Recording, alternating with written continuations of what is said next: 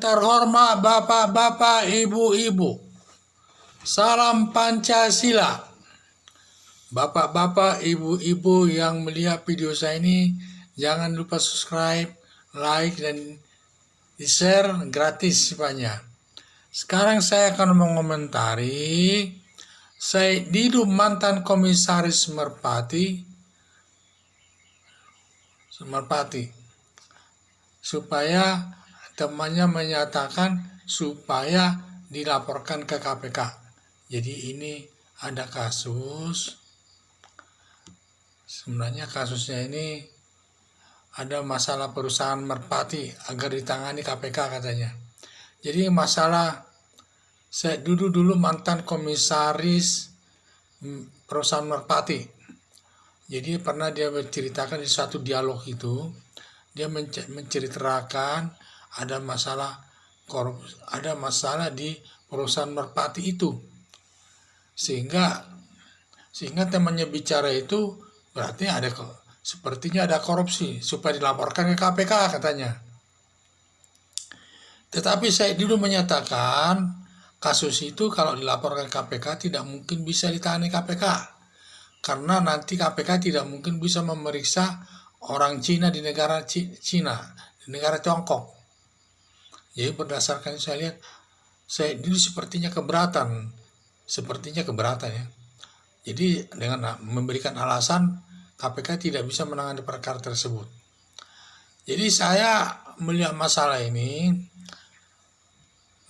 bisa ditangani KPK. Jadi seharusnya tolonglah pihak Said Didu atau perusahaan Merpati menyampaikan masalah ini ke KPK kalau memang ada unsur korupsinya di dalam. Karena ini perusahaan besar, jangan sampai sekarang tidak pernah lagi kedengaran suaranya. Apakah ada unsur korupsinya di sana? Kita tidak tahu. Tadinya yang menangani KPK, yang menangani masalah ini adalah Wakil Presiden Yusuf Kala, tetapi dia kalah dengan pesaing yang pihak lain. Apakah agen-agennya kurang tahu ya. Tapi akhirnya dipegang agen-agen yang lain. Kelihatannya ada di sana permainan. Kalau memang benar demikian, KPK berhak menangani perkara tersebut.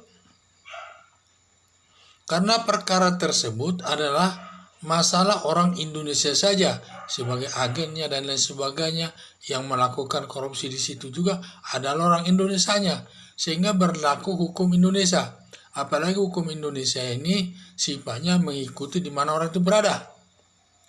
Jadi kalau saya, tidak perlu kita memeriksa orang Cina di negara Tiongkok. Di Indonesia saja, semua orang-orang yang terlibat di dalam perusahaan Merpati itu, apakah dia agennya, apakah dia direkturnya, apakah dia komisarisnya, semua supaya diperiksa. Siapa yang bermain di balik perusahaan Merpati itu, sampai perusahaan Merpati bangkrut di situ ya. Jadi perlu diperiksa, tidak peduli siapa, dan menggunakan hukum pidana Indonesia. Kemanapun mereka berada, dimanapun mereka berada, KPK berhak menanganinya. Kita tidak perlu katanya hukum pidana Indonesia tidak bisa memeriksa sama orang Cina. Di Cina itu semua katanya komisaris itu dari partai politik. Tidak masalah, karena tidak ada hubungan kita. Itu paling sebagai saksi dia nanti. Kalau memang tidak bisa sebagai saksi, ya orang Indonesia saja yang diperiksa. Sudah cukup kuat siapa pelakunya, siapa yang menikmati keuangan yang mengageni itu dan menikmati keuangan daripada perusahaan Merpati itu. Apakah pengurus perusahaannya atau komisarisnya dan sebagainya. Masalah itu hanya berkisar di sekitar itu. Tidak ada hubungannya dengan negara Cina. Komisaris-komisaris Cina itu tidak perlu. Kalaupun ada tidak besar artinya. Yang penting kita pembuktian di dalam negeri. Minimal 2 alat bukti dan hakim yakin sudah bisa nanti menjatuhkan masalah itu kepada siapa yang mempermainkan masalah perusahaan Merpati dan ada korupsinya, supaya ditindak secara tegas. Jadi di sini sebenarnya tidak perlu ada laporan daripada perusahaan Merpati. Sebenarnya KPK sendiri atau kepolisian atau kejaksaan dapat bertindak sendiri karena ini delik umum. Kalau delik umum ada atau tidak ada laporan harus ditindak secara tegas. Dia bisa bertindak, baik dia polisi, baik dia kejaksaan, baik dia KPK, bisa bertindak. Tidak perlu menunggu ada laporan daripada perusahaan merpati atau dari agennya itu. Yang penting kalau memang ada unsur korupsinya, temannya saya bicara tadi supaya mengusulkan disampaikan kepada KPK, dia sendiri pun bisa melaporkan masalah itu. Kalau dia ada yakin di situ ada permainan korupsi, dia pun temannya itu bisa melaporkannya kepada KPK. Karena siapapun melaporkannya bisa, walaupun tidak ada yang melaporkannya, kalau polisi mengetahui adanya unsur korupsi di dalam perusahaan merpati dulu tadinya, bisa dihukum. Dan juga perkaranya itu mungkin sudah lama. Ada aturannya, kalau perkara korupsi karena ancamannya hukuman mati seumur hidup, ini batas waktu penuntutannya adalah 18 tahun berdasarkan pasal 78 KUHP.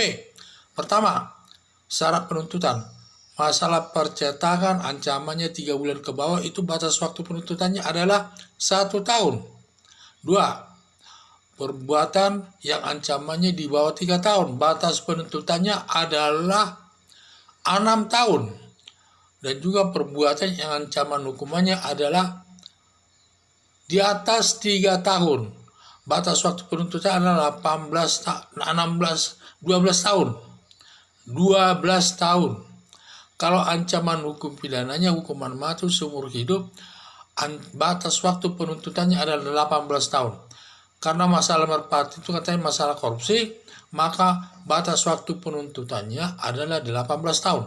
Saya pikir kasus itu belum ada 18 tahun, sehingga masih bisa dituntut kalau memang masalah itu dituntut, dan bisa dituntut.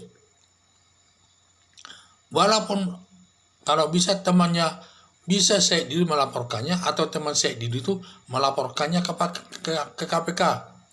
Kalaupun tidak ada yang melaporkan, kalau memang aparat penegak hukum mengetahuinya, dapat bertindak mengusutnya sesuai dengan undang-undang yang berlaku. Sekian dan terima kasih.